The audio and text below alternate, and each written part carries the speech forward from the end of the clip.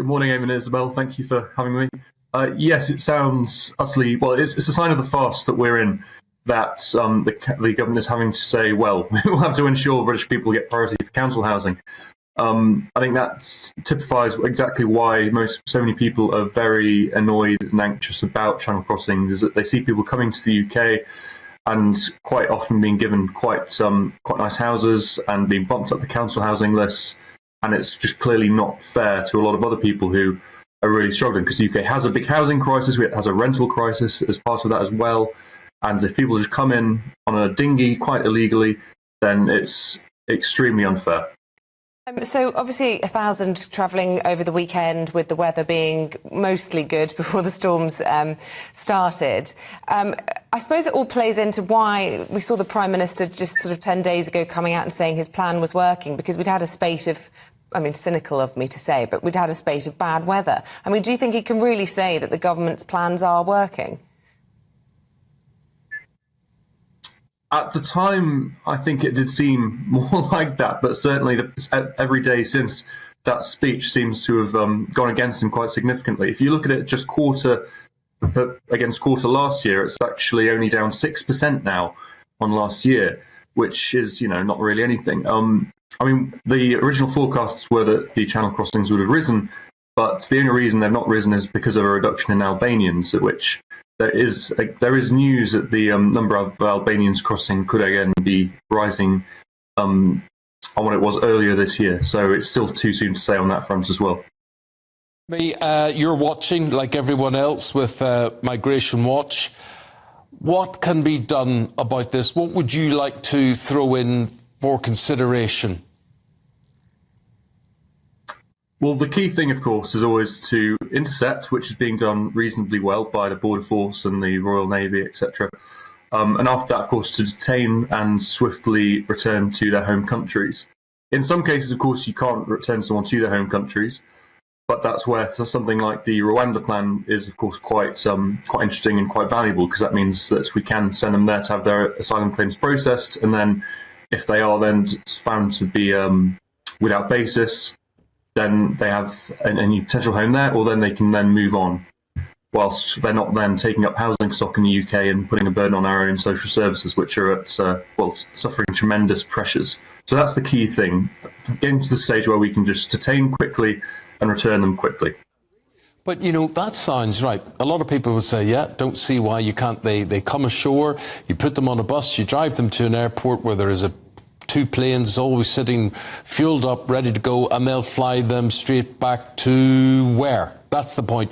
The point from where they entered Britain, so they came from France or their original country of origin. Where on earth would something like that work? If it wasn't Rwanda, where could they go? Well, the government is looking at other countries other than Rwanda that they might be able to replicate the scheme in. I mean, the government are quite bullish about the number of people the Rwandans are willing to take, but of course it would be very prudent to replicate that with other countries. Ideally, the basis of the plan is that once you get it up and running, people will see that if they cross into Britain, they're quite likely to be sent in the complete wrong direction by a significant margin, and then they will be less likely to come, and thus we will actually need to send fewer people to Rwanda or other countries that might be established. Others I've heard rumoured are, I think Ghana has been mentioned once or twice. I think it did initially turn down the government, but if the Rwanda scheme was to work, then I'm sure they'd think twice about that. And the European Union is certainly trying to do something with Tunisia, but that's still in a very early stage. We talked about Rwanda and these possible other countries. We talked about Albania. We haven't talked much about France. I mean, we're always giving them more cash. Is there any evidence that they are beginning to slow the tide of illegal immigrants, particularly the people smugglers, cashing in on all of this?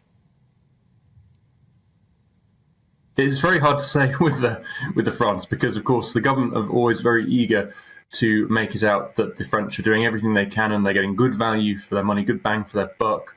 I do think there is a sense that the French are trying harder, but the problem is that there's only so much the French can realistically do. So they're effectively playing whack-a-mole. I mean, there was some news out the other day that there's going to be a new spy plane, but spy planes don't stop boats. They only tell us where they are. will only tell us where they are on the beaches. But if there's thousands of people trying to put boats to sea on the shores of Calais, you need an army of French officers to stop them. And the more important thing is to break the business model. So it's not worth paying for a ticket on one of these small boats, and it's not worth the traffickers going through the rigmarole of providing these boats.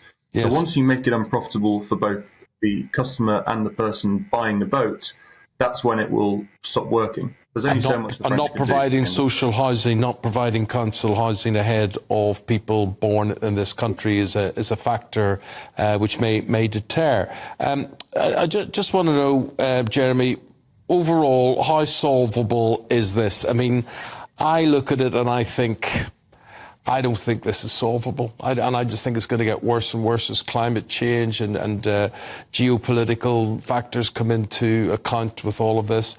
I personally don't have a view that, I don't think the boats are going to be stopped. No. Stop the boats is such a big claim. Yeah. I'd be very surprised. What do you think? Do you think it's solvable with the right will? And if so, in what time period?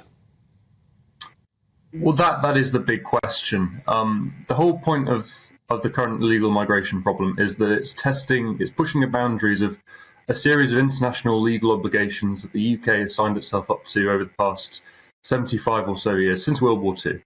And those legal obligations make it very difficult for the UK to actually create the laws to get around those. And that's why we're probably going to have a bit of a bust up with the European Court of Human Rights over the illegal migration bill.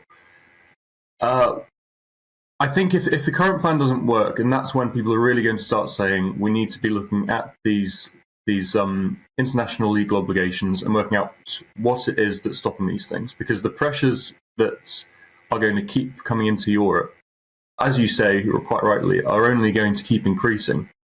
But countries like Britain can only take so many people because there's a very small country. We're incredibly densely populated as it is. So I'm very pessimistic about solving them without looking at those legal obligations, and I think that's something that requires a lot more attention. But hopefully, the illegal migration bill will sort this out. But we'll see. Well, you keep watching. He's Jeremy Hutton. He's a research consultant at Migration Watch UK, and we appreciate your time and your views this morning.